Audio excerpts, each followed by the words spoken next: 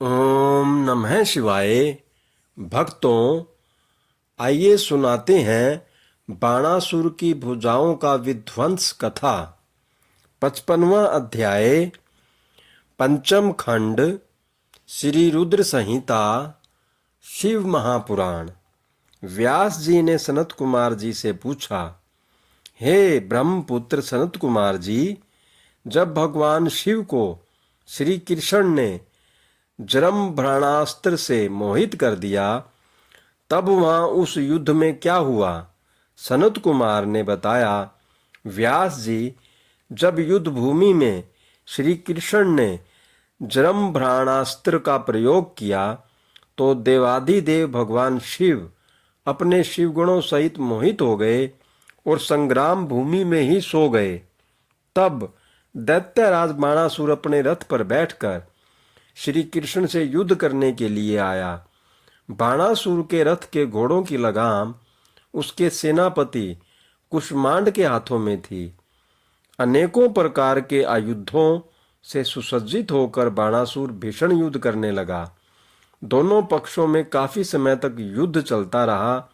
श्री कृष्ण जी ने भगवान शिव का स्मरण करके हाथों में शारंग धनुष उठा लिया और बाणासुर पर बाणों की वर्षा करने लगे। परंतु बाणासुर भी वीर और पराक्रमी था। वह उन बाणों को अपने पास आने से पहले ही काट डालता।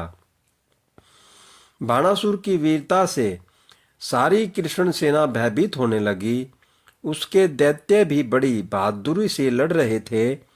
बाणासुर ने देखते ही देखते संपूर्ण यादव वंश को मूर्छित कर दिया। यह दृश्य देखकर श्री कृष्ण अत्यंत क्रोधित हो उठे। श्री कृष्ण ने गर्जन करते हुए अनेक प्रचंड बाणों को चलाकर उसके रथ और धनुष को तोड़ दिया। तब बाणासुर गदा लेकर कृष्ण की ओर दौड़ा। फिर दोनों में गदा युद्ध होने लगा।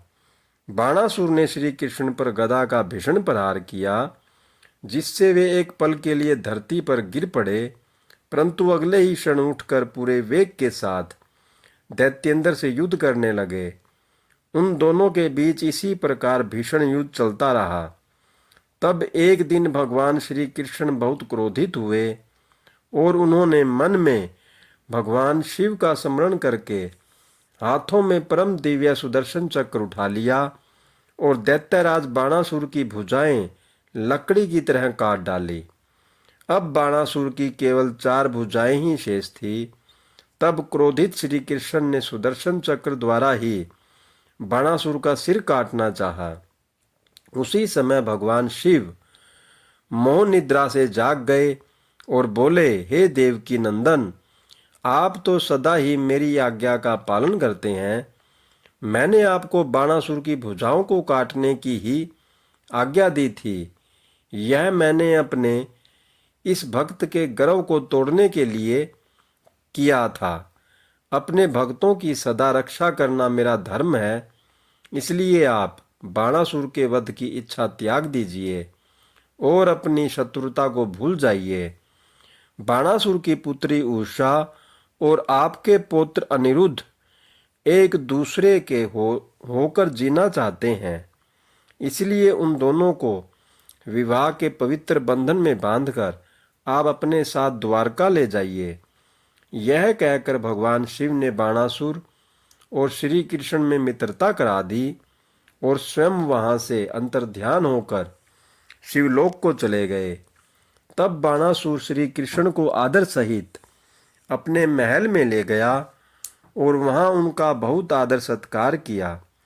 तत्पश्चात शुभ मुहूर्त में अपनी पुत्री उषा और श्री कृष्ण के पुत्र अनिरुद्ध का विवाह संपन्न करा के उन्हें अनेक बहुमूल्य रत्नों और हीरे जवाहरातों के साथ विदा किया। ओम नमः शिवाय। हर हर महादेव। जय भोलेनाथ। जय शिव शंभु। जय